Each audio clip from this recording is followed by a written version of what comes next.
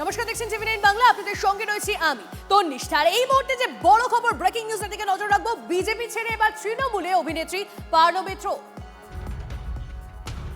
to just go forward with that. আগেরবার তুমি বরানগর থেকে প্রার্থী হয়েছিলে, যদি এবার প্রার্থী হওয়ার সুযোগ হয়, কোনো এরকম কেন্দ্র আছে কিনা যেখান থেকে তুমি লড়তে চাইবে? না, আমি এরকম কিছুই ভাবিনি। আমি জাস্ট কাজ করতে চাই। মানুষ অনেক কথা বলে, কথা বেশি বলে, কাজ কম করে। আমার মনে হয় I want to focus on the work.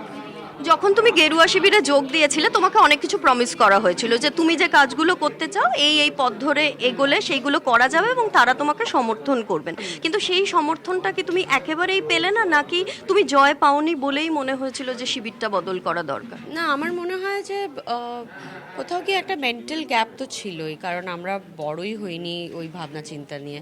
So কোথাও একটা আড়ষ্টতা ছিল।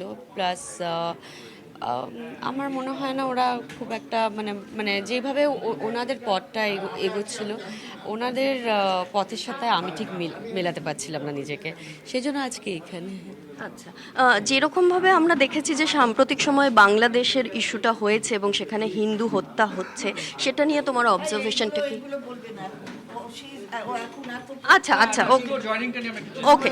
আর একটা প্রশ্ন আছে, টলিউডের কেউ যখন যোগ দেন তখন একটা সুবিধাবাদী তত্ত্ব চলে আসে যে সে নিজের কিছু সুবিধা পাওয়ার জন্য যোগ দিচ্ছে। সেক্ষেত্রে তোমার থট প্রসেসটা কি থাকবে? কারণ সমালোচনা তো হবে। দেখো, মানুষ তো সব কিছু নিয়েই সমালোচনা করে, তো মানুষ কি বললো সেটা তো I can't control, right? I can only control my own actions. And আমি জানি আমি কেন এখানে আজকে আছি, কোনো সুবিধের জন্য নেই আলাদা। Okay okay, thank you so much.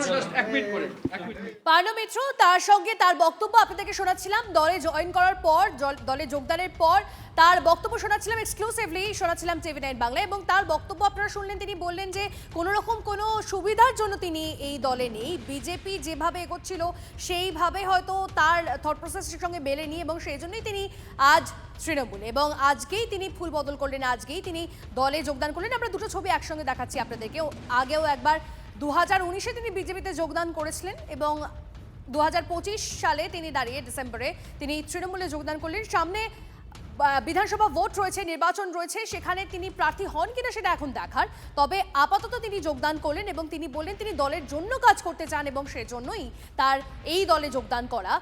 এবং আপনাদেরকে জানিয়ে রাখি, এই মুহূর্তে যে খবরে আমাদের নজর, চন্দ্রিমা ভট্টাচার্যের হাত ধরেই জোড়াফুলে যোগ দিলেন পার্নো মিত্র। 21-এর ভোটে বরানগরে বিজেপির প্রার্থী ছিলেন পার্নো। তৃণমূল প্রার্থীর কাছে হেরে যান বিজেপি প্রার্থী পার্নো মিত্র। মুখ্যমন্ত্রীর নির্দেশেই পার্নোকে দলে নেওয়া হলো, এমনটাই বললেন চন্দ্রিমা। সেক্ষেত্রে দাঁড়িয়ে পার্নো মিত্র তিনি আগামী যে নির্বাচন আসতে চলেছে 2026-এ, তার ঘুঁটি সাজানো শুরু করে দিয়েছে সমস্ত দল। সেখানে দাঁড়িয়ে আজকে তৃণমূলে যোগদান টলি অভিনেত্রী পার্নো মিত্রের। সেখানে দাঁড়িয়ে তিনি প্রার্থী হন কি না সেটাই এখন দেখার। মুখ্যমন্ত্রীর কাজে আকৃষ্ট হয়ে আবেদন করেন পার্নো এবং মুখ্যমন্ত্রীর নির্দেশেই দলে পার্নো, এমনটাই জানান চন্দ্রিমা ভট্টাচার্য।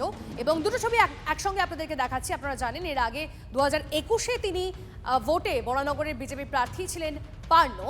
তৃণমূল প্রার্থীর কাছে হেরে যান বিজেপি প্রার্থী পার্নো মিত্র এবং তারপর 2025-এ তিনি তৃণমূলে যোগদান করেন। বিজেপি নেতা সজল ঘোষ এই মুহূর্তে আমাদের সঙ্গে রয়েছেন। সজলবাবু, 21-এর ভোটে বরানগরে বিজেপির প্রার্থী ছিলেন পার্নো এবং তৃণমূল প্রার্থীর কাছে তিনি হেরে যান এবং তারপরে আজকে আমরা দেখতে পেলাম যে 2025-এ দাঁড়িয়ে সামনে আসন্ন বিধানসভা ভোট, তার আগে তিনি যোগদান করলেন তৃণমূলে এবং তিনি বললেন দলে হয়ে কাজ করতে চান, সেই জন্যই তার দলে যোগদান করা। না, আমি মানে উনি সমাজে কি হিসেবে পরিচিত আমি ঠিক সেটা জানি না। উনি আগেরবার বরানগর কেন্দ্রে প্রতিদ্বন্দ্বিতা করেছিলেন জানি। হ্যাঁ, তো উনি চিত্রশিল্পী, উনি সঙ্গীত শিল্পী, উনি নাট্যকার, আমার ঠিক জানা নেই, যদি একটু বলেন। তিনি অভিনেত্রী। ও আচ্ছা, অভিনেত্রীরা তো কাজ পায় না, হ্যাঁ, অভিনেত্রীরা একবার বিজেপির ছোঁয়া লেগে গেলে কাজ পায় না, তখন বাধ্য হয়ে তৃণমূল করতে হয়। দেখুন, এনারা তো কেউ রাজনৈতিক ব্যক্তিত্ব নন, কোনো না কোনো ছত্রছায়ায় থাকতে চান। তো গতবারও উনি দাঁড়িয়েছিলেন, তারপর থেকে উনি কোনোদিন তাকে আমরা রাজনীতির কাজ কর্মকাণ্ডে দেখিনি। সিনেমার ব্যাপার হয়তো পাচ্ছিলেন না, সেই কারণেই গেছেন। এটা নিয়ে আমার কিছু বলার নেই। প্রত্যেকের গণতান্ত্রিক অধিকার আছে, গেছেন।